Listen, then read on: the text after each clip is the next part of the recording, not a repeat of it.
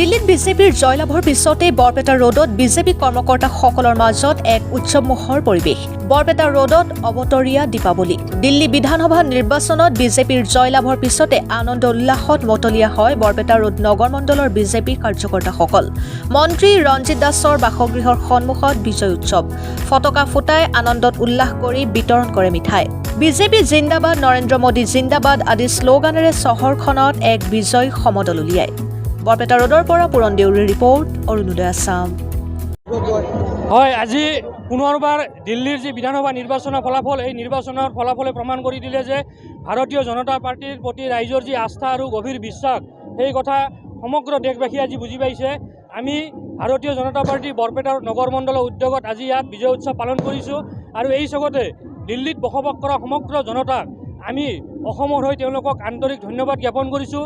তেওঁলোকে যে আমাৰ ভাৰতৰ মাননীয় কৰ্মদক্ষ তথা জনপ্ৰিয় প্ৰধানমন্ত্ৰী নৰেন্দ্ৰ মোদী ডাঙৰীয়াৰ যি কাম কৰাৰ প্ৰক্ৰিয়া, সকলোকে লগত লৈ সকলোৰে বিকাশৰ কথা শ্লোগান দিছিলে তেখেতে, সেই কথা আজি জল পটপটকৈ প্ৰমাণ হৈছে। আৰু অহাৰ 26ৰ যি বিধানসভা নিৰ্বাচন অসমত অনুষ্ঠিত হ'বলৈ গৈ আছে, ইয়াতো আমি বিপুল ভোটৰ বহু সংখ্যা আমি ইয়াত আসন পাম বুলি এই বিশ্বাস আমাৰ আহিছে মনত। হয়, এই অভূতপূৰ্ব জয় ভাৰতীয় জনতা পাৰ্টিৰ সকলো কাৰ্যকৰ্তাৰ জয়, দিল্লীবাসীৰ জয়, মোদীজীৰ গেৰেণ্টিৰ জয়, মোদীজীৰ জয়। আৰু এই জয়ে আমাৰ ভাৰতীয় জনতা পাৰ্টিৰ সকলো স্তৰৰ কাৰ্যকৰ্তাক এক প্ৰেৰণা জগাব।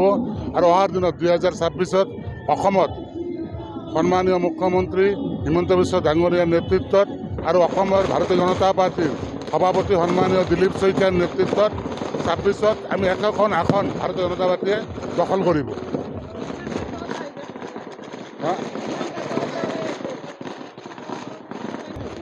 হয়, আপোনালোকে চাইছে মণ্ডলৰ সকলো স্তৰৰ কাৰ্যকৰ্তা এই জয়ৰ তেওঁলোকে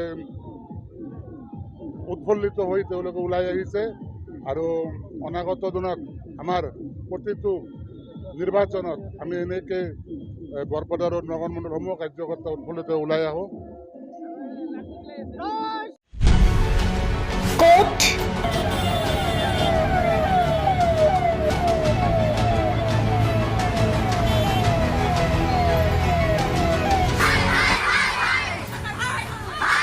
কিয়, কেনেকৈ?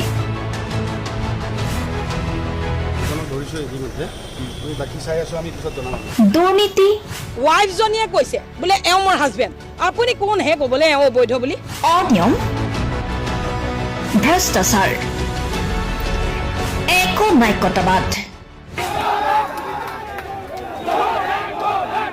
এতিয়াৰ পৰা আৰু নহ'ব। আমি দিম সত্য বাতৰি।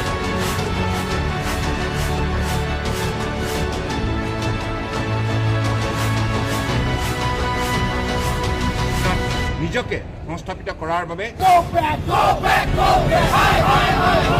শুদ্ধ ৰূপত নিৰ্ভীক নিৰপেক্ষতাৰে আমি সাজু।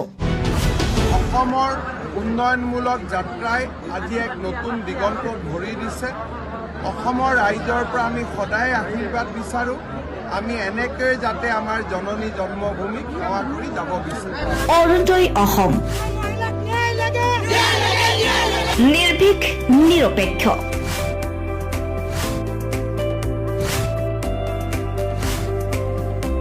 ৰাইজৰ বাবে, ৰাইজৰ পক্ষত।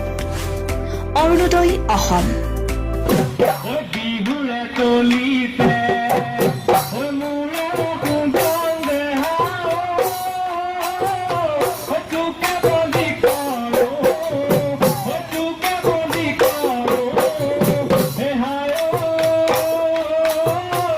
Zua